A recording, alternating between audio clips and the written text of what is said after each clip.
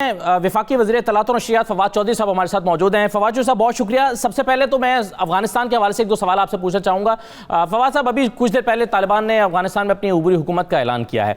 मेरा सवाल यह है कि क्या पाकिस्तान हुकूमत का फैसला क्या होगा? क्या अफगानिस्तान को हम फौरी तौर पर तस्लीम करने जा रहे हैं या पहले हम दुनिया की तरफ देखेंगे कि वो क्या फैसला करते हैं? नहीं, वो तस्लीम करने के हवाले से तो हम पहले ही अपनी पॉलिसी बता चुके हैं कि हम एक इंक्लूसिव फैसला करेंगे। एक उसमें जो रीजनल प्लेयर्स हैं वो उनके साथ हम इन टच हैं, इंटरनेशनल जो पावर्स हैं उनके साथ इन टच हैं। वो हम एक इंक्लूसिव फैसले करेंगे, अकेला फैसला तो नहीं करेंगे। अच्छा फवाद साहब, पाकिस्तान की ये ख्वाहिश भी थी, इसका इजहार भी होता रहा कि हम चाहते हैं कि एक मल्टी एथनिक क्रॉस बेस्ड हुकूमत बने, तो क्या ये ऐसी ही काबीना है जैसी पाकिस्तान तवक्को कर रहा था? अभी बड़ी जल्दी है इस पे कमेंट करना, तो मेरा ये ख्याल है कि फॉरेन ऑफिस इसका जायजा ले रहा है और जो ही फॉरेन ऑफिस अपना एक नुक्ता नज़र बयान करेगा उससे फिर जो है वो हम आगे चलेंगे। अच्छा फवाद साहब, पाकिस्तानी हुकूमत में और कैबिनेट मेंबर्स में ये तशवीश पाई जाती है कि पाकिस्तान को इस वक्त बहुत सारे चैलेंजेस दरपेश हैं, ख़त्ते में के हवाले से भी, इंटरनेशनली भी, लेकिन हमारे यहाँ की जो अपोजिशन की जमातें हैं वो इसकी संजीदगी को समझ नहीं रही। मैं अपोजिशन के रवैये पर आने से पहले एक सवाल आपसे और ये लेना चाहता हूँ कि क्या आपके ख़्याल में इस वक्त जो पाकिस्तान में एक्टिव डिप्लोमेसी हो रही है, दुनिया भर के वज़राए ख़ारिजा यहाँ पर आ रहे हैं, टेलीफोन्स आ रहे हैं सरबराहान मुमलिकत के, दुनिया पाकिस्तान से मांग क्या रही है इस वक्त, डिमांड क्या कर रही है? देखिए, पाकिस्तान इस खत्ते की सबसे अहम रीजनल ताकत है और जाहिर है कि जो भी अफगानिस्तान के अंदर एक दिलचस्पी है, इंटरेस्ट है लोगों के, वो पाकिस्तान में उसको जाहिर है कि वो अपना नुक्ता नज़र लेके आएंगे। और हमारा इस वक्त जो एक इंटरेस्ट है वो ये है कि इस्तेहकाम हो अफगानिस्तान में और एक स्टेबिलिटी आए, क्योंकि हमारे देखिए जो दो खुसूसन जो सबसे बड़े हमारे प्रोजेक्ट्स हैं, एक जो हमने ट्रेन एक जो क्रिएट की है जो कि हम ट्रांस मज़ार शरीफ ट्रेन है, और फिर ट्रक्स हैं जो कि हम चाहते हैं कि गवादर और कराची से जब हमारे ट्रक निकले तो वो जाके ताशकंद में उनका कस्टम हो। इसके लिए हमें अफगानिस्तान में स्टेबिलिटी चाहिए। ये लिंक कर देता है सेंट्रल एशिया को सीपैक से। तो हमारा अफगानिस्तान में इस्तेहकाम से बड़ा गहरा इंटरेस्ट है और उसके बाद दुनिया का एक अफगानिस्तान में इंटरेस्ट ये है कि, और हमारा भी वो इंटरेस्ट है जो दुनिया से कॉमन है, कि ये एक इंटरनेशनल टेररिस्ट ऑर्गेनाइजेशन का, एक्सट्रीमिस्ट ऑर्गेनाइजेशन का हब न बन जाए, और उसको देख के जो है वो हम आगे बढ़ेंगे। सही है। अच्छा फवाद साहब, अभी आपने जैसे कि कहा भी कि पाकिस्तान अपने जो हम ख्याल मुमालिक हैं उनके साथ मुशावरत से फैसला करेगा। क्या इस सिलसिले में कोई बातचीत जारी है चाइना के साथ, ईरान के साथ, रशिया के साथ या दूसरे मुमालिक के साथ, सेंट्रल एशियन स्टेट्स के साथ?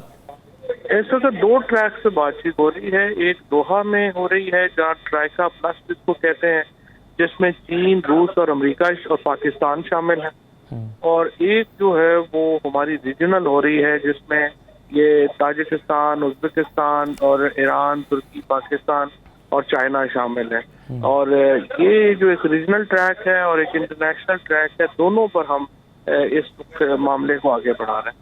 सही है। अच्छा फवाद साहब, अभी कल आर्मी चीफ ने भी बात की थी हाइब्रिड वॉरफेयर की, आप भी इस पर बात कर चुके हैं। हमने कुछ दिन पहले सैंक्शन पाकिस्तान के नाम से एक ट्रेंड देखा था। अब हमने देखा कि पंशीर के हवाले से कह दिया गया कि जी यहाँ पर जो है वो पाकिस्तानी तैयारों ने हमला किया और वीडियो गेम्स दिखा दी गई। मेरा सवाल ये है कि पाकिस्तान को इदराक तो है कि ये एक बहुत बड़ा चैलेंज है, इस चैलेंज को काउंटर करने के लिए पाकिस्तान की स्ट्रेटेजी क्या है? देखिए जी, उसको काउंटर करने के लिए एक तो हमारी स्ट्रेटजी ये है कि हमारा पहली बार पाकिस्तान में हमने मैपिंग और जो ये मॉनिटरिंग है उसका एक बहुत ही डिटेल्ड निज़ाम वज़ा किया। और आपने देखा है कि अब हमारा जो डिजिटल मीडिया विंग है वो अपनी रिपोर्ट जारी करता है जो बताता है कि कौन से ट्रेंड्स, कौन से ट्वीट्स, कौन से मामला कहाँ से शुरू हुए, और वो हम सामने लेके आते हैं और एक्सपोज करते हैं। उसके बाद अब जो दूसरा इम्पोर्टेंट मामला है वो जाहिर है कि पाकिस्तान के अंदर लॉज बनने चाहिए जो कि हम जो हम फेक न्यूज़ के खिलाफ, जिस तरह PDMA लाना पाकिस्तान मीडिया डेवलपमेंट अथॉरिटी लाना चाह रहे हैं, और इसी तरीके से हम एक फ्रेमवर्क बनाना चाहते हैं लेजिस्लेशन। जी صحیح ہے. اچھا فواز صاحب، ایک چیز جو ہم بار بار دیکھتے ہیں، حکومت کا خیال یہ ہے کہ اپوزیشن کو معاملے کی نزاکت کا احساس نہیں ہے اس وقت پاکستان کے اوپر جو پریشرز ہیں، یا جتنا امپورٹنٹ اس وقت پاکستان کی سچویشن ہے خطے میں، اور اپوزیشن کا بھی شکوہ یہی ہے کہ حکومت جو ہے وہ اپوزیشن کو انوالو بھی نہیں کرتی، ان کو بٹھاتی نہیں ہے کسی ایک فورم پر، انوائٹ ہی نہیں کرتی، اور وہ کہتے ہیں کہ عمران خان صاحب کو انیشیٹو لینا چاہیے کہ تمام اپوزیشن کے عام رہنماؤں کو بلائیں اور ایک جگہ پر بٹھائیں اور ان کے ساتھ بات چیت کریں. کیا حکومت اس طرح کا کوئی انیشیٹو لینے کا ارادہ رکھتی ہے؟ ہر طرح سے ہم نے تو انیشیٹو لیا ہے، بلایا ہے، بات چیت کی ہے، اور آپ دیکھیے اس سے زیادہ کیا کریں. وزیر اعظم نے کہہ دیا، اسپیکر نے کہہ دیا، کمیٹیز میں بات کر لی، ہر طرح سے ہم نے کہا کہ وہاں آئیے، بات کیجیے، تشریف لائیے، لیکن اپوزیشن کی طرف سے تو کچھ بھی نہیں، کیونکہ وہ اپنے کیسز کے آگے کی نہ بات کرتے ہیں، نہ سوچتے ہیں، نہ ہی وہ معاملہ اس کا جو ہے ان کا اس سے آگے جاتا ہے. اب اس کو کیسے جو ہے وہ حل کیا جائے، کیونکہ ان کی دلچسپی نہیں ہے کسی اور معاملے سے سوائے اپنے مقدمات سے. کسی فورم پر فواز صاحب انہوں نے کہا ہے کہ ہمارے پہلے مقدمات کو سیٹل کیا جائے پھر ہم آپ سے بات چیت کریں گے. دیکھیں نا، ہر جگہ یہی ہو رہا ہے، ہر جگہ جو بلیک میلنگ ہے وہ یہی ہے کہ آپ ہمیں NRO دیں تو یہ ہوگا، پھر آپ بات کریں تو یہ ہوگا. تو آپ دیکھیے ہم نے نام لکھ کے بھیجے الیکشن کمیشن کے ممبران کے، اس کے اوپر جو ہے وہ کوئی رسپانس نہیں ہے. اسی طریقے سے ہم نے جو باقی ان سے بات کہی ہے کہ الیکٹورل ریفارمز پہ آ جائیں، اس کے اوپر کوئی بات نہیں ہے. مطلب کسی بھی ایشو کے اوپر کوئی سنجیدگی اپوزیشن کی طرف سے نہیں آئی. اچھا، ایک اور وجہ تنازع ہے فواز صاحب، اور وہ الیکٹرانک ووٹنگ مشین یا الیکشن ریفارمز بنی ہوئی ہیں. الیکٹرانک ووٹنگ مشین کے حوالے سے جو اپوزیشن کے تحفظات ہیں، جن میں سے سب سے بڑا شاید یہ ہے کہ حکومت اس میں کچھ فیڈ کر سکتی ہے، اور کیا اس میں شیورٹی ہے کہ آپ بٹن دبائیں تو وہ رزلٹ نہ سامنے آ جائے جو کہ پہلے سے اس کو بتایا گیا ہو مشین کو. اپوزیشن کے اعتراضات کو دور کرنے کے لیے آپ کو لگتا ہے کہ یہ کیا بھی؟ اب تو ایسا لگتا ہے کہ شاید یہ ممکن ہی نہیں رہا کہ آپ اپوزیشن کو بنا سکیں الیکٹرانک ووٹنگ مشین پہ اور ساتھ ساتھ میڈیا اتھارٹی کے بل پہ. تیار نہیں ہے. یہ صرف یہ EVM کا معاملہ نہیں ہے. ہم نے تو 49 ریفارمز پیش کیا، وہ تو 49 ریفارمز کے اوپر ان کی کوئی بات نہیں ہے. فارم 14 کے اوپر کیا کرنا ہے، الیکشن کمیشن جب نتیجہ ختم ہو جاتا ہے اس سے لے کے تو الیکشن ریزلٹ اناؤنس کرنے تک ان کا پروسیس کیا ہے، کیمپین کے پروسیس، یہ تمام ریفارمز دیے ہوئے ہیں. ان میں سے کسی کے اوپر کوئی جو ہے انہوں نے کام نہیں. فواز صاحب، کیا یہ ممکن ہے؟ ویسے آپ کو لگتا ہے کہ اگلا الیکشن الیکٹرانک ووٹنگ مشین پہ ہو جائے گا؟ اس لیے ایک تو چلیں کنسنسس ڈیولپ ہی نہیں ہو سکا نا، جو اس کا مقصد ہے کہ دھاندلی کا شور نہ مچے. اگر اس پر ہو جاتا ہے تو وہ شور پھر بھی مچے گا کیونکہ ابھی کنسنسس ڈیولپ نہیں ہے. دوسرا یہ ہے کہ شاید ہمیں لاکھوں کی تعداد میں چاہیے، 5 لاکھ یا اس سے بھی زائد کی تعداد میں شاید مشینیں ہمیں چاہیے الیکشن کرانے کے لیے.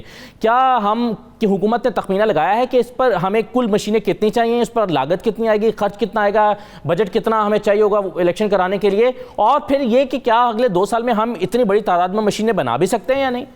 نہیں، وہ بنانے کا کوئی پرابلم نہیں، بنانے کا بھی کوئی پرابلم نہیں ہے، بجٹ کا بھی کوئی پرابلم نہیں ہے. کیونکہ دیکھیں نا، یہ تو جو اپنا مشینیں ہیں نا، یہ ون ٹائم خرچ ہے، اور ایک دفعہ آپ لے لیں گے پھر بعد میں اگلے الیکشن تو فری ہو جائے.